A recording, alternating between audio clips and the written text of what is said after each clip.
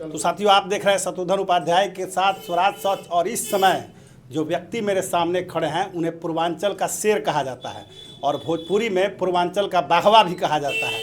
वो हैं व्यक्ति मेरे सामने श्री राजन तिवारी जी, जो गोविंदगंज से पहले 2 बार के विधायक रह चुके हैं। तो सबसे पहले सर, गोरखपुर से आप निकल कर राजनीति के दौर में कैसे आए, मुझे थोड़ा बताइए। मैं तो बचपन से ही समाज सेवा करते रहा हूँ, खेल के टाइम से भी ही नेतृत्व करते रहा हूँ। जब पढ़ाई में शिक्षा दीक्षा में गया तब भी कोई शोषित वंचित की लड़ाई लड़ता था।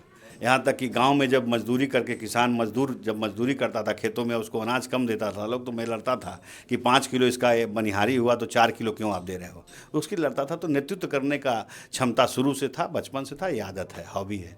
अच्छा सर, यूजीसी बिल पर बड़ा मुखर होकर मैं आपका वीडियो सुनता हूँ, देखता हूँ, बड़ा मुखर होकर बोलते हैं। क्या संदेश दें कि स्वर्ण समाज के नेताओं को? स्वर्ण समाज को नहीं, सिर्फ स्वर्ण समाज को नहीं, समाज को तोड़ने वाला बिल था ये स्वर्ण समाज का बिल नहीं था, समाज को तोड़ने वाला बिल था।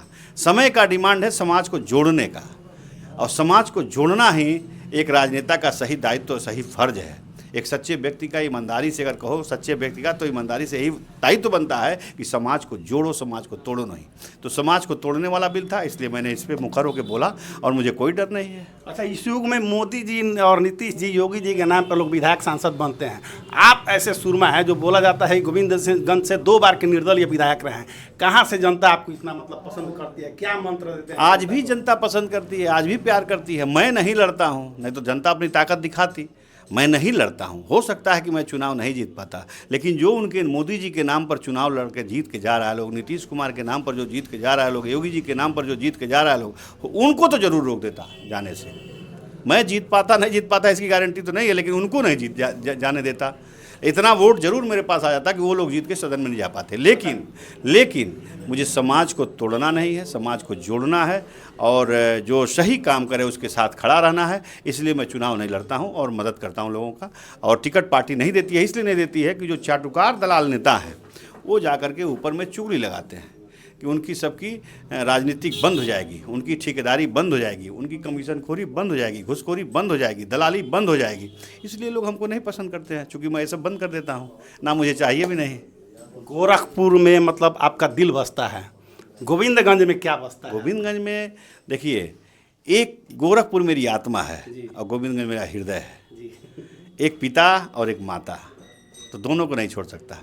गोरखपुर मेरी आत्मा है और गोविंदगंज मेरा हृदय है, तो कैसे छोड़ सकता? दोनों जगह को, दोनों प्रदेशों के दोनों जगहों को मैं नहीं छोड़ सकता हूं। और दोनों जगह के लोग मेरे पास जब जब कोई काम लेकर आएंगे, वो बड़ी तत्परता के साथ, बड़ी ईमानदारी के साथ, बड़ी निष्ठा के साथ, उनको सम्मान के साथ उनका काम करूंगा और उनके साथ 2 कदम चलने का वादा रखूंगा। अच्छा, पार्टी अगर आपको टिकट नहीं देती है, मान लीजिए कहीं से नहीं देती है कहीं, फिर भी आपके दिल में कोई जगह होगा जहाँ से भविष्य में आप चुनाव लड़ना चाहते हैं? समय का कुछ समय पे छोड़ दीजिए, समय आ रहा है, समय का इंतज़ार कीजिए।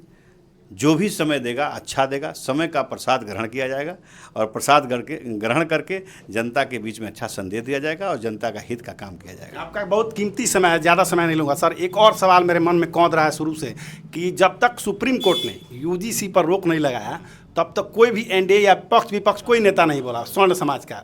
और अभी जब सुप्रीम कोर्ट ने रोक लगा दिया है तो सभी लोग अलग अलग तरीके से अपनी प्रतिक्रिया दे रहे हैं। जितने नेता यूजीसी सुप्रीम कोर्ट के बयान, सुप्रीम कोर्ट का जजमेंट आने से पहले जितने नेता नहीं बोले और सुप्रीम कोर्ट के जजमेंट आने के बाद जितने नेता बोले, ये सब दलाल हैं, चाटुकार हैं।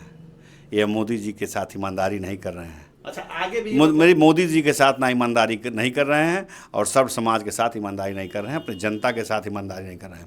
जिन भी नेताओं ने ऐसा काम किया उनको जनता सबक सिखाएगी, ये मैं कहता हूँ। अच्छा, मान लीजिए अगर कहीं से आप विधायक सांसद बन जाते हैं तो क्या तब भी यही स्टैंड अप? मेरे आवाज़ में कमी आएगी और सच को सच कहना छोड़ दूंगा, उसी दिन से उस सदस्यता से भी इस्तीफा दे दूंगा।